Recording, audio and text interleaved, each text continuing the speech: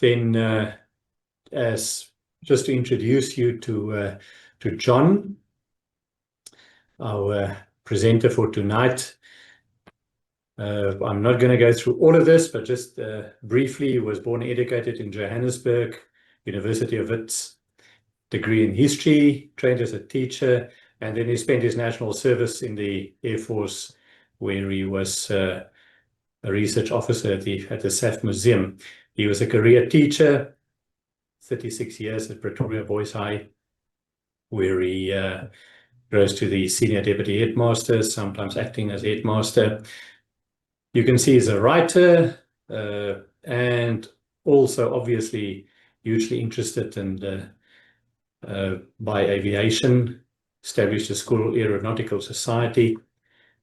He's also amongst our pilots, private pilot license, and a Ronca and the Oyster that he's flying, books that he's done, this in Southern Skies, pictorial history of the early aviation South Africa. He is retired. He lives in Riebeek West, and he's keeping himself busy with his aeroplane. Obviously, when I spoke with him earlier, he came from the airfield. He's just busy cladding his Oyster again. And as we talked about that, well, there we see the Ronca, the Oyster, and then his next project is to complete the replica Compass Swift racing aircraft. And then he also obviously continuing writing. He wants to write a biography of Alistair Miller, which will feature in tonight's talk. Just as far as the Oyster is concerned, he did mention to me, and I think, is that the picture, John? Yeah, that's the one, Carl. Yeah. So at the victory parade in the Monza race circuit at the end of middle of May 1945, there were two formations of Oyster aeroplane overflew the parade, and one of those is one of those three. Which one is that, John? Do you know? Is his aircraft? I did, but it's one of the six. It's one of the six. Yeah, there were two formations. That's right. So there were two formations. Yeah. So that's the victory parade, and there's one of those are John's Oyster. There it is. So that's John. We're looking forward to tonight. From beginning. There we go. There you are. Thanks, John. All right. Good. Great. Carl, thanks very much for the kind introduction, and thanks very much for the invitation to address the group this evening. I know this topic doesn't have anything directly to do with World War II aviation, but I hope it'll be of interest to everyone. And maybe you can twist my arm to do a World War II topic in future. I hope the fact that I operate a 1944 Oyster offers some form of credentials in that regard. And there are also some exciting developments for the creation of an aviation museum here in the Western Cape, but we'll leave that for another time. Carl first heard this talk when I gave it to the Western Cape Military History Society, and so I'm afraid it's still their logo in the bottom left there. But it's great to be talking to a fellow enthusiast in terms of aviation. So what I'm going to be looking at is not just what happened in the immediate creation of the South African Air Force in 1920, but various things that led up to that over the course of the preceding decades. And it's based very much on the logic that an Air Force had to have the concept of an Air Force. First of all, any Air Force would have to have that in place. It would have to have the requisite personnel, and it would need equipment in order to establish an Air Force, as well as some kind of initial base or bases.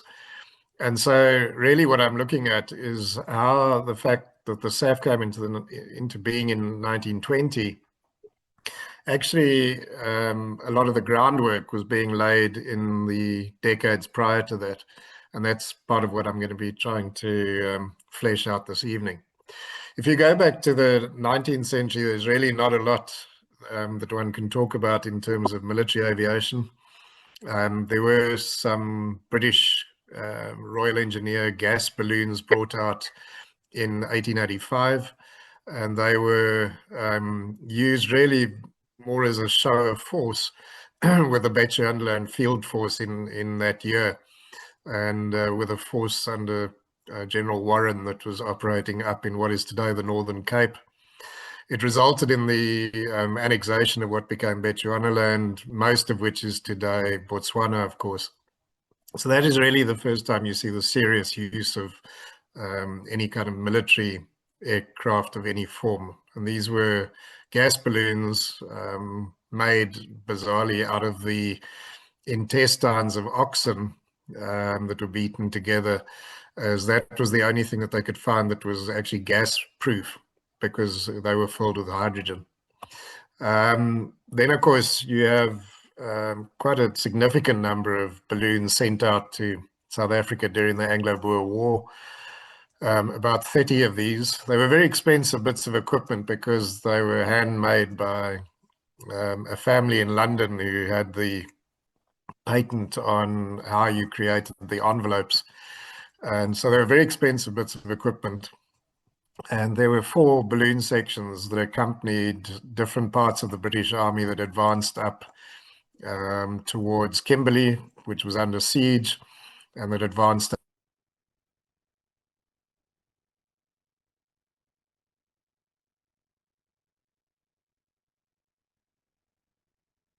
to Boer marksmen from a distance. And there were a couple of them that actually did sustain some damage during the war. Because of the drama of filling them and deflating them each time you wanted to move, eventually they were actually just moving these balloons behind a wagon across the veldt, which must have been an interesting sight, which of course saved them the trouble of having to deflate and inflate them again. They didn't achieve a huge amount of success, even though they were used in the run-up to a couple of quite important battles, like, for example, Margesfontein. There was a balloon behind the British lines there. But of course, its biggest failure was the failure to spot the Boer trenches that had been dug along the base of the ridge. Very unsportingly, the British were expecting them along the top of the ridge, and they dug in trenches at the base. And the British balloon that was further back along the Modder River failed to spot those trenches. And I think, you know, the battle was something in which the British suffered very severe losses, particularly the Highland regiments.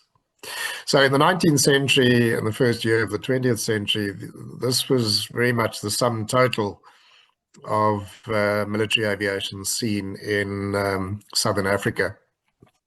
In 1911, something happens, though, that is actually going to have quite a significant impact on the emergence of some kind of air wing in South Africa. Just bear with me for a moment, because at first the connection between this and military aviation isn't obvious.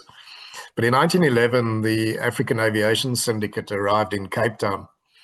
It consisted of 3 men, Cecil Compton Patterson, who was an English pilot, a British pilot, a South African-born pilot, Evelyn Driver, who was nicknamed Bok, and a British Army officer by the name of Captain Guy Livingston.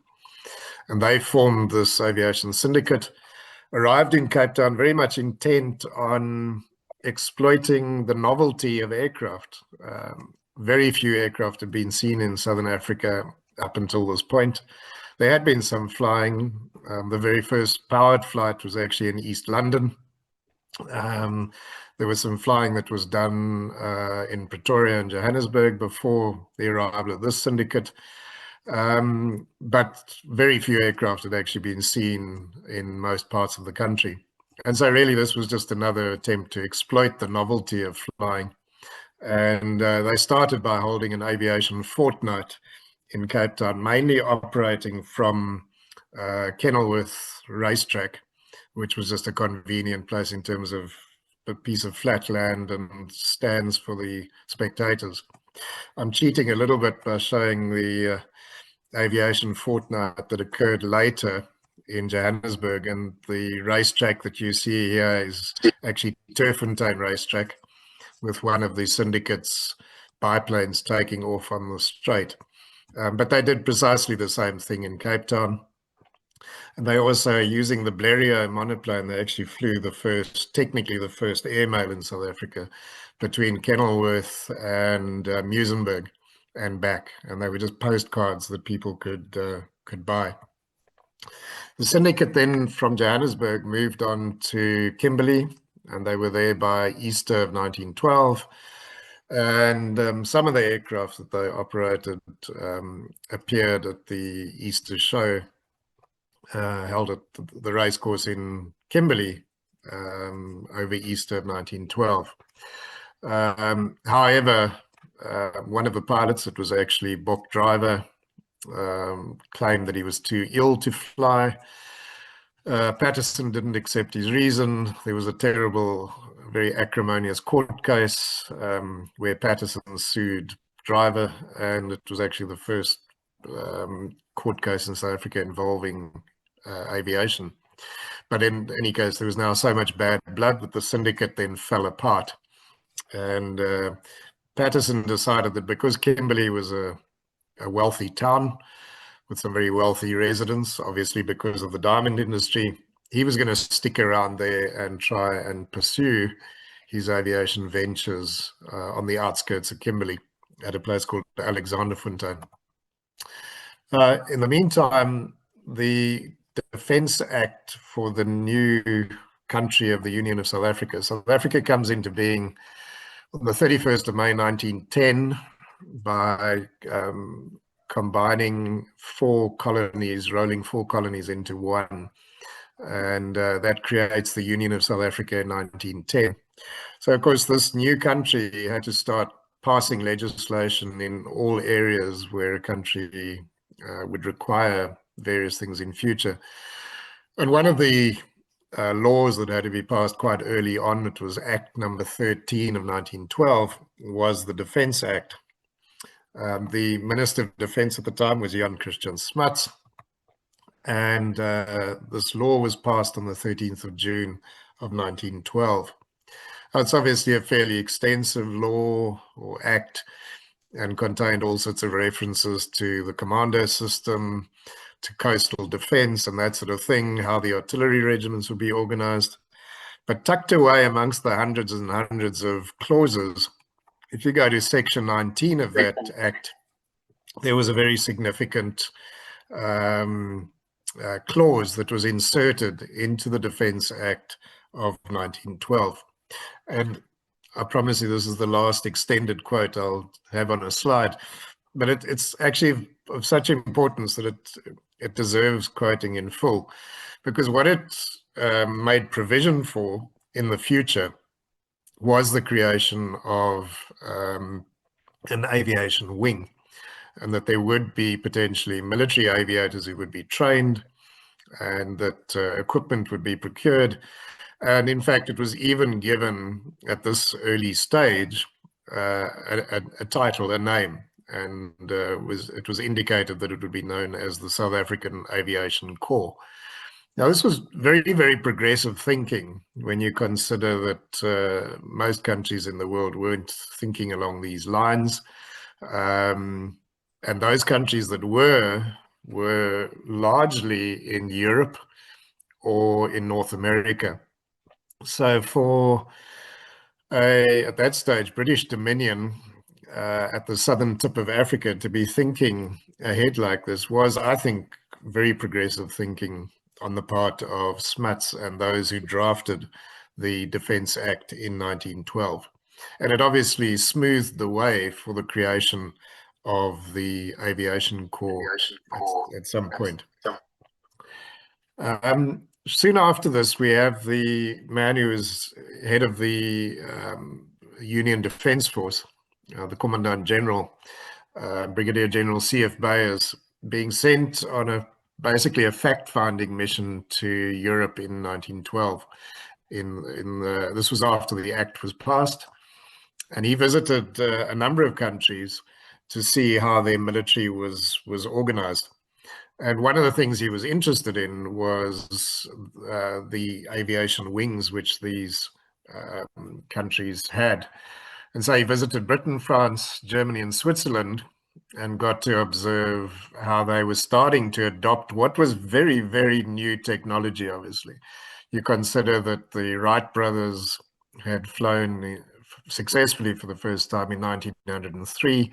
So the technology was almost brand new, and was slowly starting to be seen as having some kind of potential for use within the militaries of countries in Europe.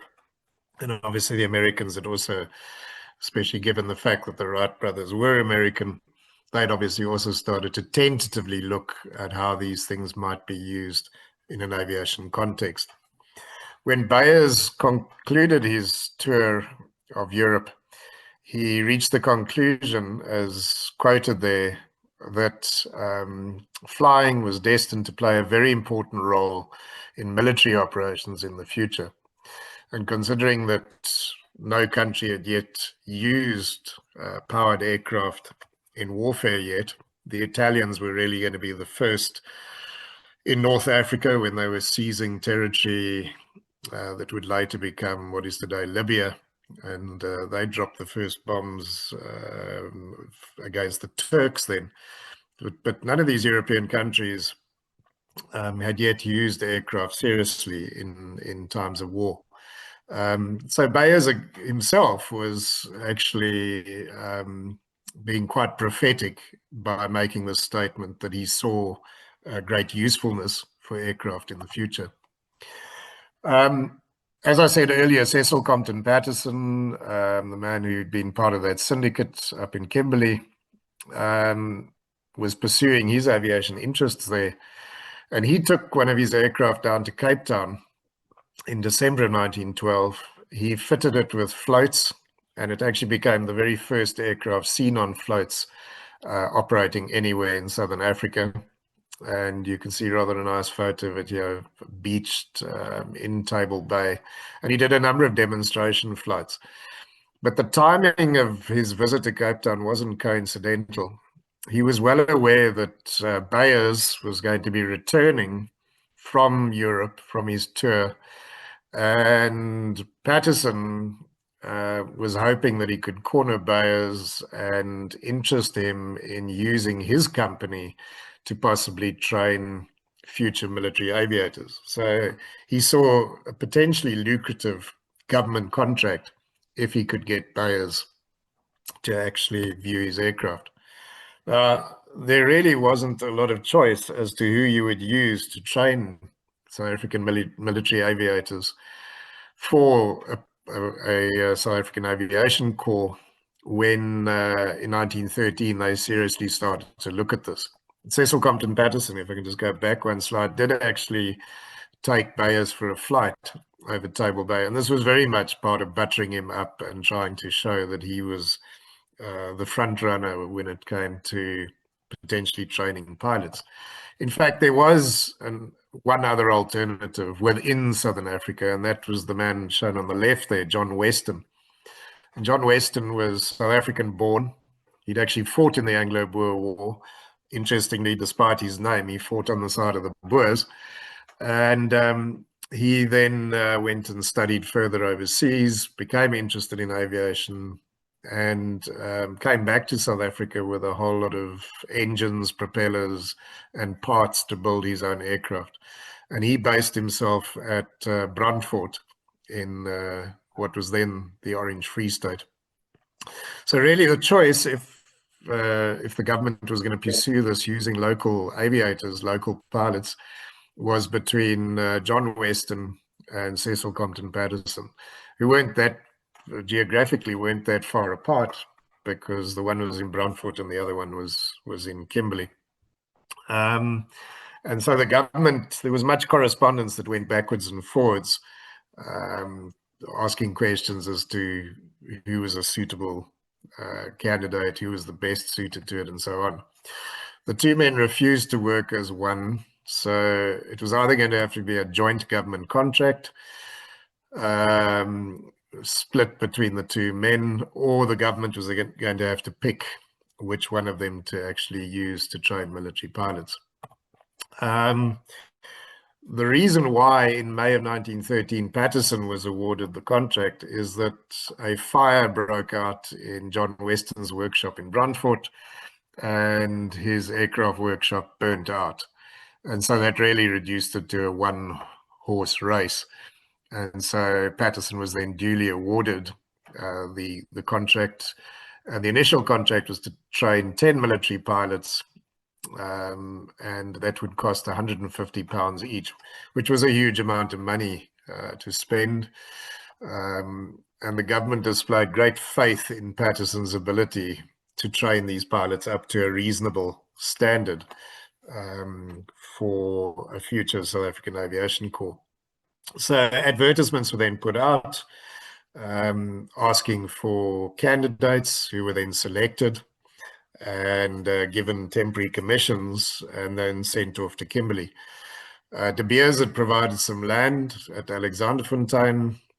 Patterson built a hangar there. He equipped one of his Patterson biplanes, again to operate off land, and was now in a position to train the first military aviators. Initially, they had access to 2 aircraft, and there were 2 instructors, Patterson and a man he employed called Edward Cheeseman. And one of the aircraft was a Patterson biplane. The other one was actually made by a gentleman, Mr. Carpenter, in Kimberley, but very much modeled on a Patterson biplane design. These aircraft didn't consist of a lot, as you can see. In fact, they had no fuselage. It was a pair of wings. There was a rudder out the back, and there was an elevator mounted up the front, a sort of a canard elevator. There was 2 sets of wheels on bogies with bungee cords to provide some kind of suspension. And there was a 50 horsepower Gnome rotary engine, not a radial engine, a rotary engine that propelled these early aircraft. So there really wasn't a lot to them. And so you can understand why it was possible for Mr. Carpenter to copy one of Patterson's designs and provide a second usable aircraft for the school. By all accounts, and there's a lot of evidence to support this, the only person who wrote about it in a book was one of the original candidates, and that was Kenny van der Spy. But his impressions bear out the fact that very little flying was done. And you can hardly blame Patterson for only flying in the best of weather when you can actually detect from the photo there that they tended to fly late after, early morning or late afternoon. And this photo was taken early morning. You can see from the way the shadows are cast. And rather a nice photo of one of the biplanes running. Interestingly, of course, as you probably know, rotary engines spin together with a propeller. So whatever RPM the propeller is doing, the engine is spinning at exactly that same rate. And that's one of the peculiarities of rotary engines. There are lots of peculiarities. Another one is that you can't idle them. And a third one is that, of course, the lubrication is castor oil, and which is why it was quite nice on these aircraft that the engine was behind you and blowing the castor oil into your slipstream, rather than what you had on the majority of aircraft later, including the First World War, where, of course, you were swallowing copious quantities of castor oil blown in your face when the engine was mounted ahead of you. But on the plus side, rotary engines had extremely good power to weight ratios, and for their weight they actually put out a good horsepower, and so these were putting out 50 horsepower that would have pushed these aircraft around in the speed range of about 40 to 45 miles an hour, not very fast at all. A lot of the training actually didn't consist of flying. It consisted of how to work on engines and how to work on aircraft and so forth. And there was very limited practical experience with an instructor. In October 1913, the school suffered a disaster when Cheeseman and one of his pupils sideslipped and crashed. And Cheeseman became a casualty of this. He died of injuries later on from complications arising from a broken leg in hospital.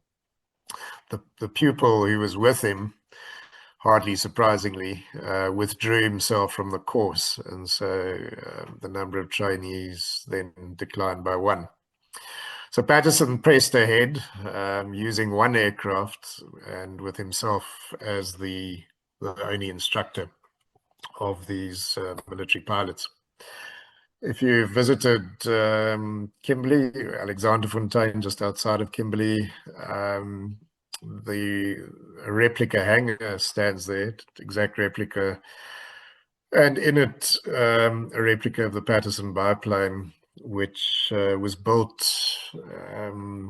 at the Air Force Museum and then taken to Kimberley and installed in this museum. And when that took place, Kenny van der Spy, one of the original pupil pilots, was actually still alive and was actually photographed sitting in the front of the Patterson biplane, and when it was towed through the streets of Kimberley. So that is a reminder of the role that Patterson and this flying school at Kimberley actually played. At some point, Patterson declared that 6 of the trainees had met a sufficiently good standard for him to regard them as having passed. And in order to get somewhat more advanced training and to finish their training, those 6 were then sent off to the Royal Flying Corps' Central Flying School at Uphaven to continue their training on slightly more advanced aircraft. And so they all went off there. And when they arrived, the British were absolutely horrified at how limited the piloting skills of these 6 men were. They almost had to start from scratch in terms of teaching them to fly, teaching the rudiments of flying. Patterson, of course, in the meantime, had been paid for his contract, so he was out of the picture by this stage. Of the 6 that were sent there, one was regarded as having so little aptitude for flying that he was actually sent back home. And so that just left 5 South Africans to complete their training at Uphaven in 1914. Those men were then part of the Royal Flying Corps when the First World War broke out.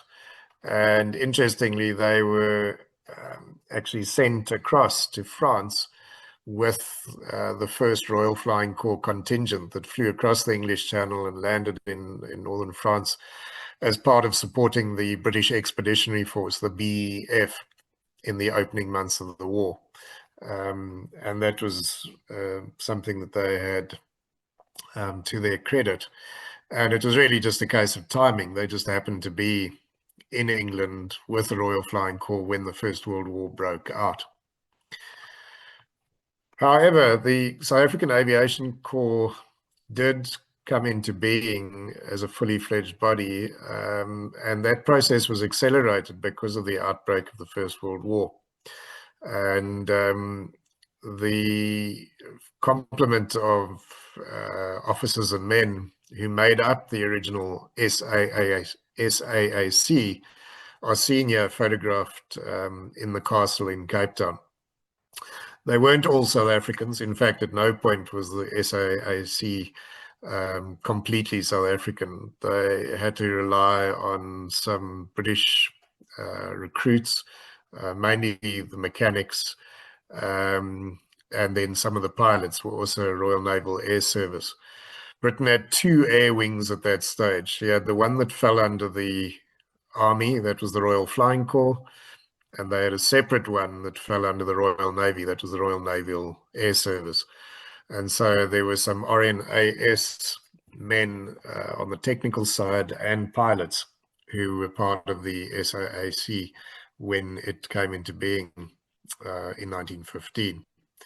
The South African Aviation Corps was destined to only see action on one war front in the First World War. It could have actually ended up being different, but in the event, they became part of the South African invasion of a neighboring German colony, and that was German Southwest Africa, what is today the country of Namibia. The invasion should have happened in late 1914, and the reason it didn't was because of the 1914 rebellion, opposition to Louis Botha's government and South Africa entering the war. And so it's not until 1915 that the South African forces, with help from the Royal Navy, then launches a three-prong invasion of German Southwest Africa.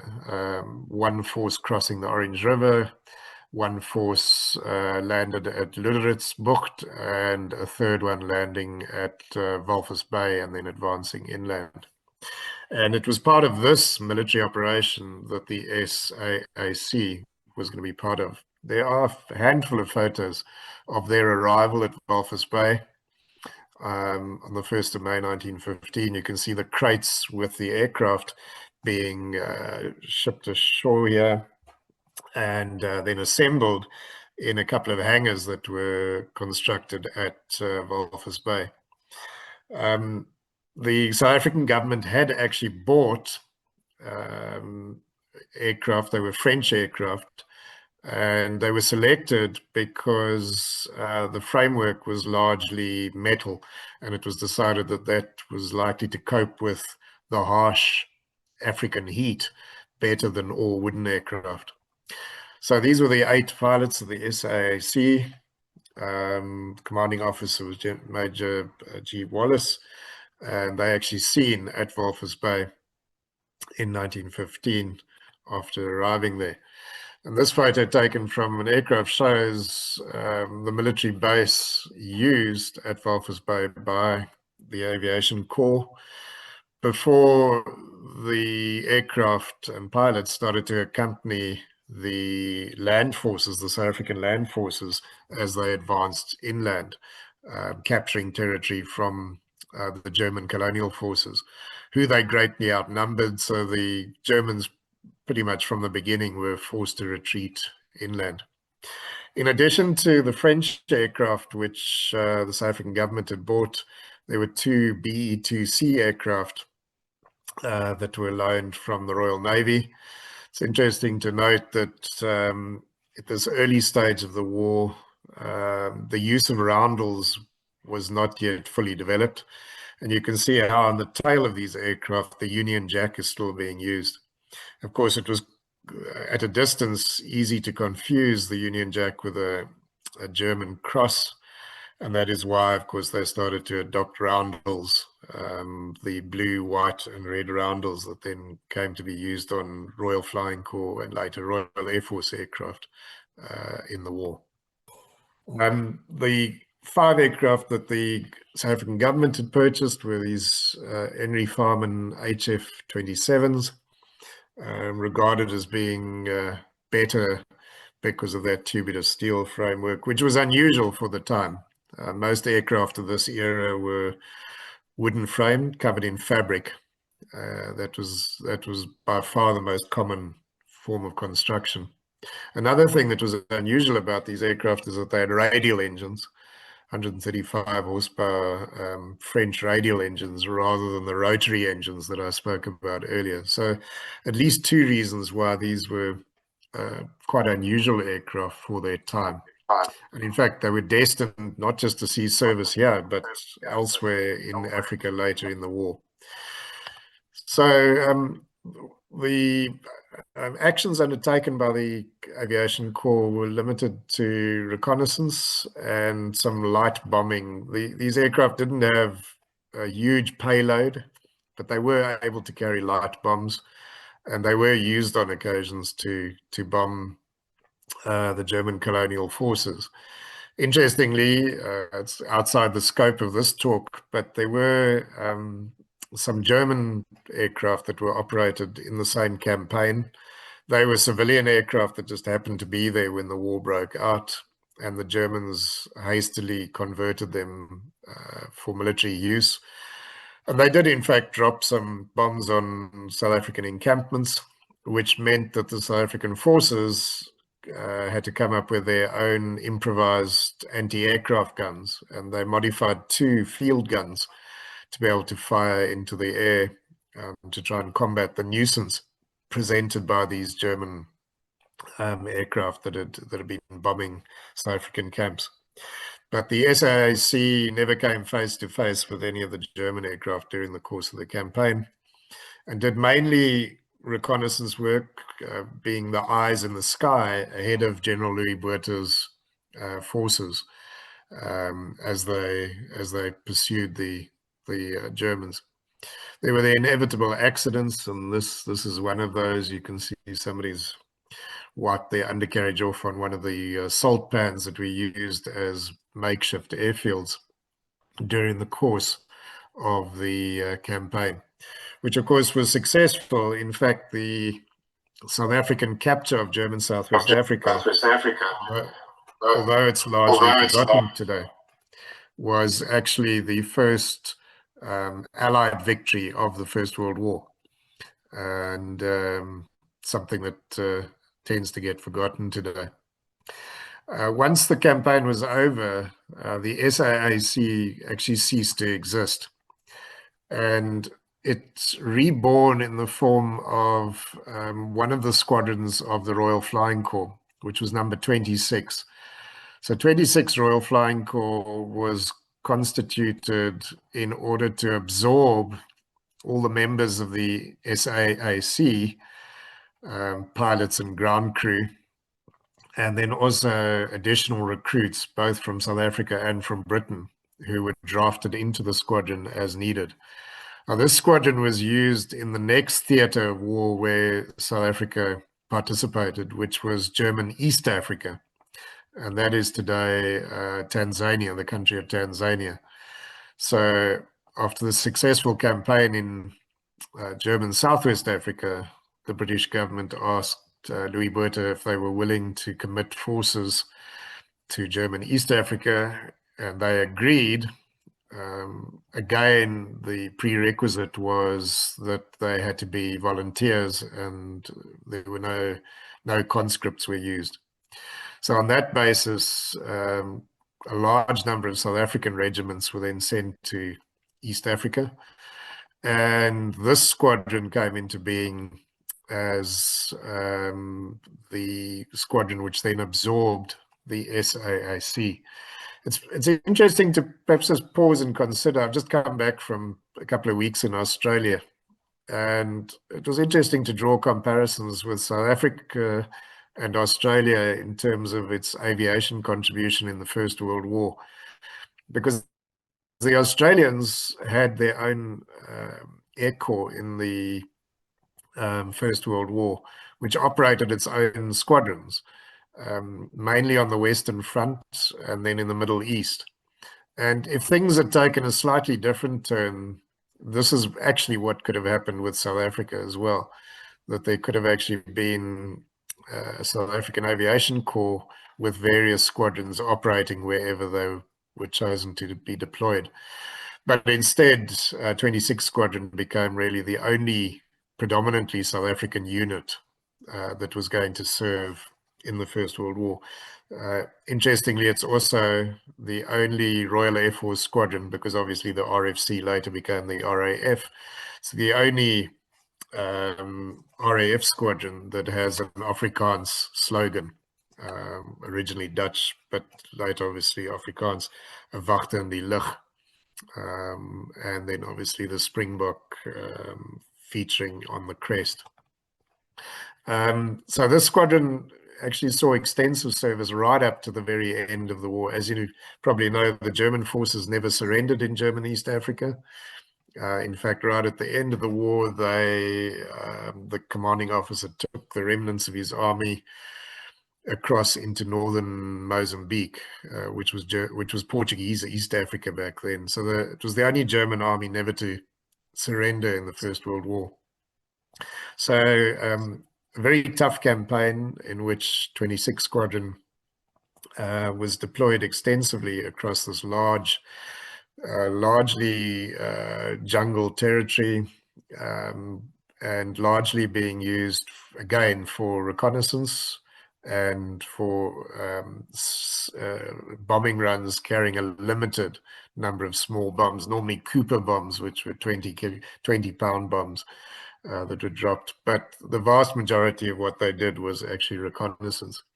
And that sketch map on the left there is actually out of the 26th Squadron war diary. I copied it when I was doing research in the National Archives in London a few years ago. And the war diary is full of these sorts of sketches, because that was largely what they were doing, was bringing back an indication of where the enemy was, and a very elusive enemy under General von Lettow-Vorbeck over the course of those three years. There were a certain number of bombing raids. I'm not sure if the bombs that were being used by 26 Squadron didn't kill more of their own men than the enemy. And that's not a facetious remark, but again, the war diary has several mentions of accidental explosions of bombs at the various bases used by 26 Squadron. So that photo on the right of them messing around with bombs, presumably not armed bombs, but nevertheless, is a little bit ironic given that there were a series of accidents. And you can see the Henry Farman on the left-hand photo is actually carrying quite a large bomb slung underneath the fuselage, as well as a Lewis gun and 2 pilots, which all of that expected on 135 horsepower, which is pretty good going.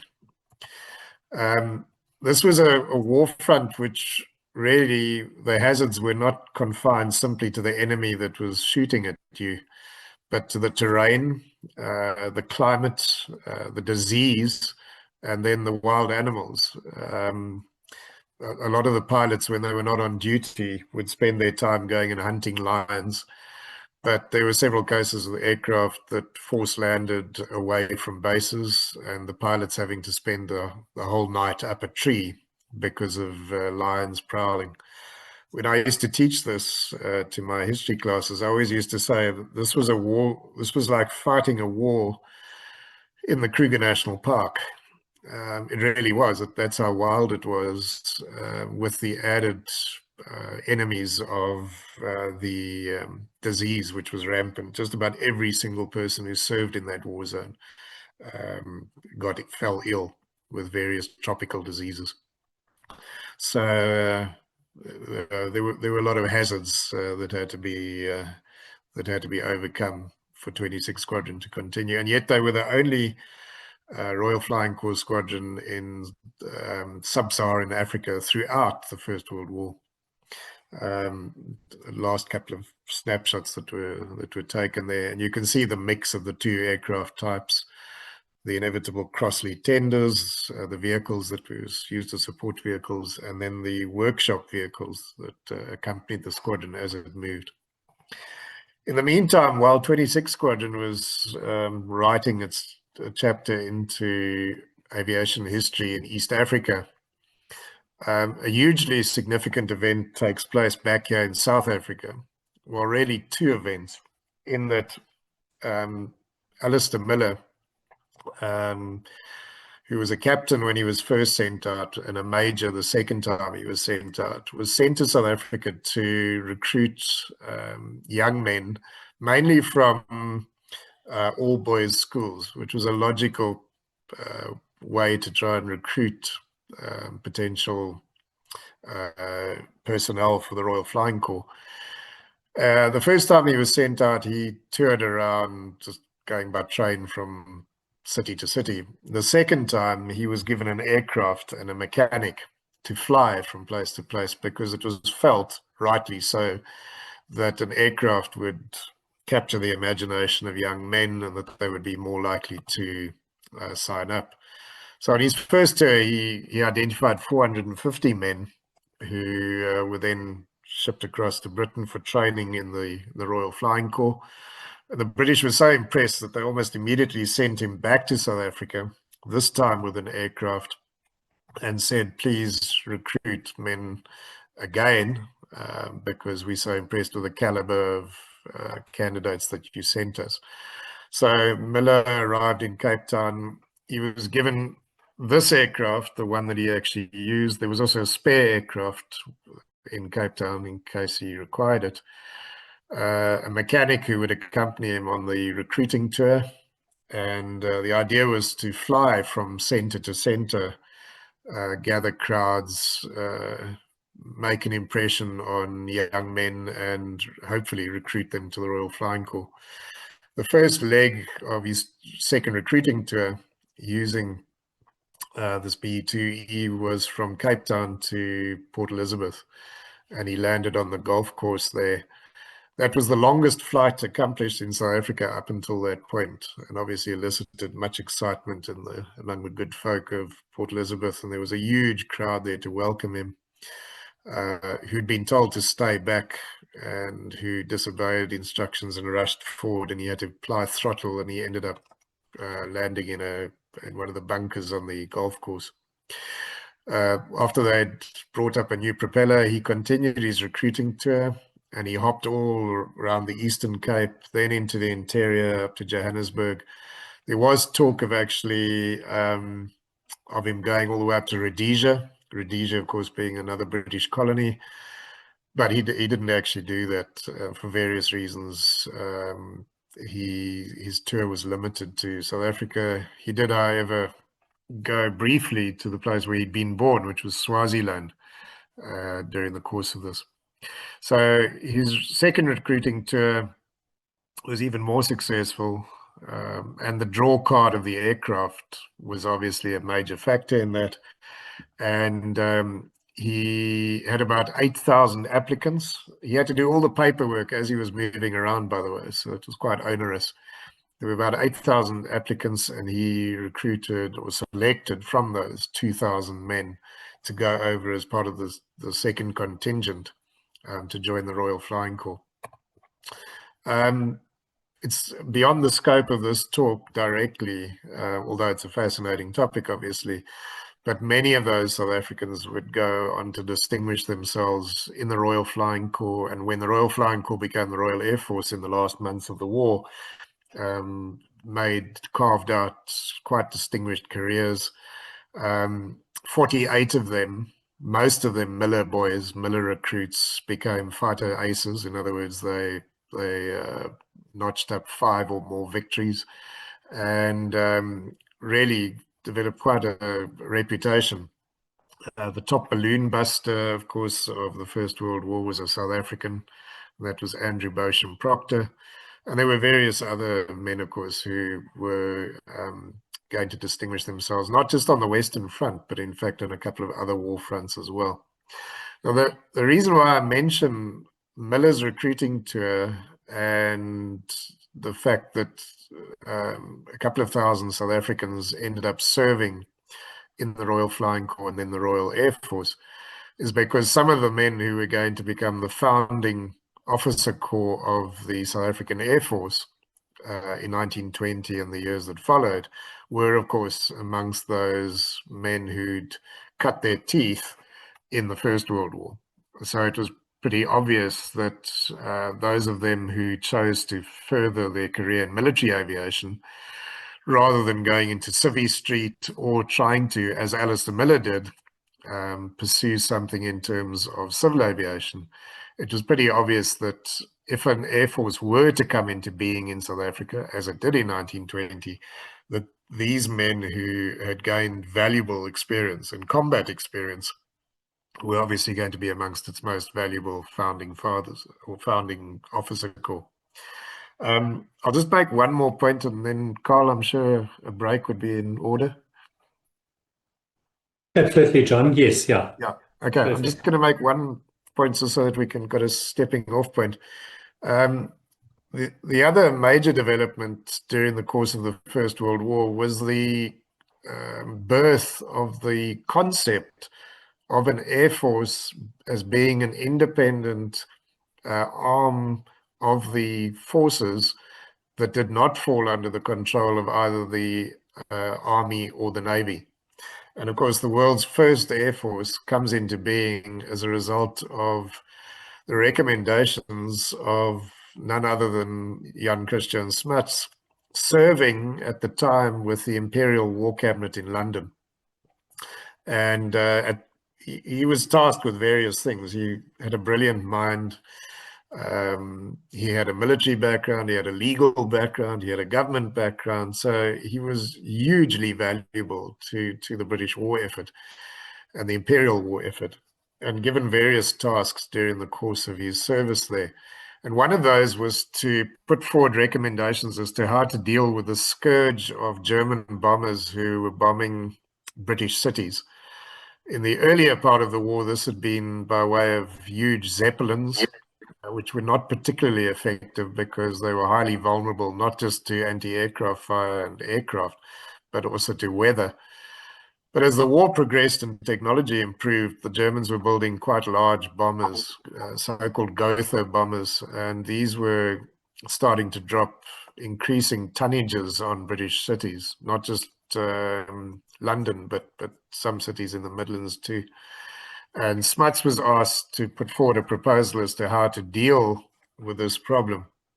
And what he presented, of course, was the suggestion that an independent air force be established that could operate without the constraints of falling under the Army or the Navy, which had been the case up until this point. And Smuts, to this day, of course, is credited in Britain with having had the foresight to suggest the creation of the world's first air force, which then officially came into being on April Fool's Day of 1918, the 1st of April 1918. And the so-called Smuts report was absolutely integral to the emergence of the world's first independent air force. So he was responsible for the concept. Okay, Carl, I think that's a good place to cut it for